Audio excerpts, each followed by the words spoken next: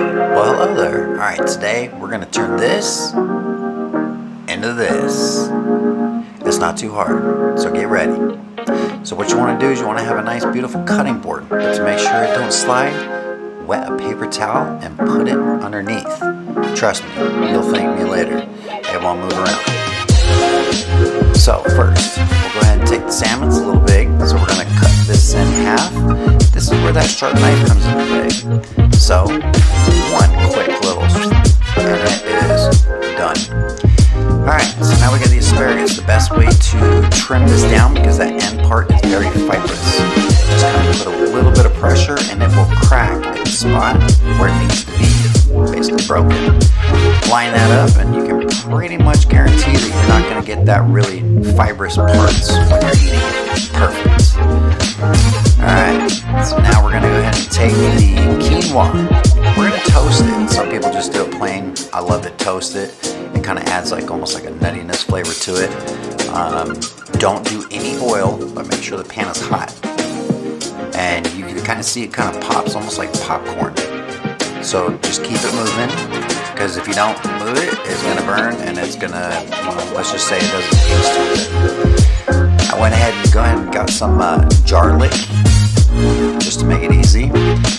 Just throw that straight in there while everything's still hot. It'll mix up really nice. And then what you're going to end up doing is you're going to take the rice. This right here is basmati rice. I love basmati so much.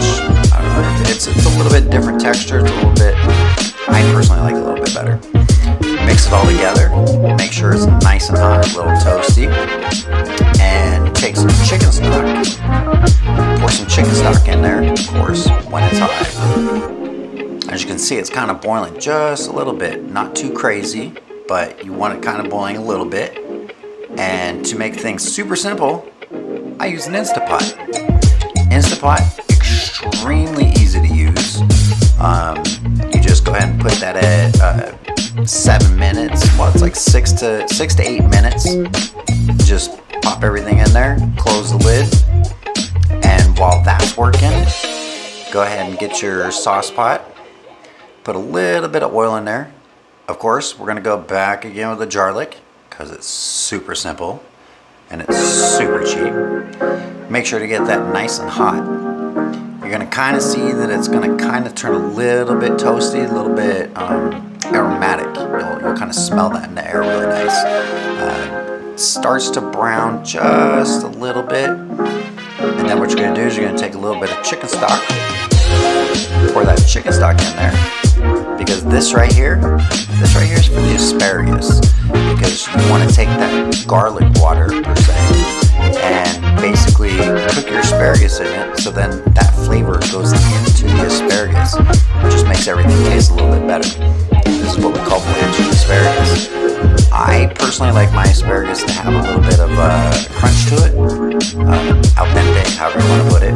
I don't like mushy asparagus. It's just not my thing. I want to say it's roughly about a minute and a half. And what you do is you just take one and just kind of bend it and see if it snaps. Once it kind of breaks a little bit, you're ready. Pull it out, set it aside. Basically get ready to do some more fun stuff. You can save this water, use it for something else later, whatever. But I love to take my lemon, put a little bit of this beautiful truff seasoning salt on there, and then put your lemon in the saute pan. You want that nice and hot. Just let that sit there, go over, because by that time, guess what's ready? Yep. Your rice quinoa mix is ready to go. You let that vent, get all that extra steam out of there, open up your Instapot, flip over that lemon, and there it is right there. Absolutely gorgeous. When you grill it like that, it actually brings out more of the sweetness to the lemon. Heat up your saute pan, get it ready for some salmon, and you don't want it cold. You want a hot pan. If you put cold salmon into a hot pan, it will stick. As you can see, mine's sticking a little bit, but it's not too bad. I just don't like a lot of oil. Now, of course, took a little bit more of that truffle salt. This right here I'd recommend doing with a spatula. I just tend to use my hands a lot, makes it easy. You want it just a little bit, not tough, but you want to kind of cook through. As you can see, there's a little spot. Here, I'll show it to you in a second. You see the little white spot that's on there? That right there, that is the fat inside the salmon that's basically saying, I'm done. So when you see that, flip it over. You'll see you got some gorgeous color on there. And then what you're going to do is you're going to let that go for about another minute. Flip it over. Look at that gorgeous, gorgeous color. As you can see, there's that little piece that's just sitting there. But you know what? That didn't go to waste. It did not go to waste. I snacked on that. But hey, guess what? That butter that was on there, I don't use the butter. Some people do like to take that butter, rose, the salmon, get a little extra flavor. You can do that. It tastes amazing. I like to do my sauteed spinach with a little bit of bell peppers and some jalapenos. So just toss that in there, saute it up a little bit. And as you know, with spinach, you can have a full container and it's going to give you about a quarter cup after it's cooked. I want to say this was about pretty close to a half container from Costco, so probably about 1.5 pounds, and you get a little bit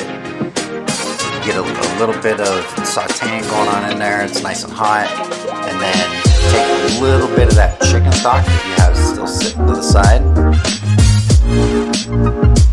and when you put a little touch of that chicken stock in there, what it's going to do is it's going to steam it just enough to where it's done, ready to go. If you want, this is the best time to do a little bit of salt and pepper, maybe throw in some crushed garlic. Absolutely amazing.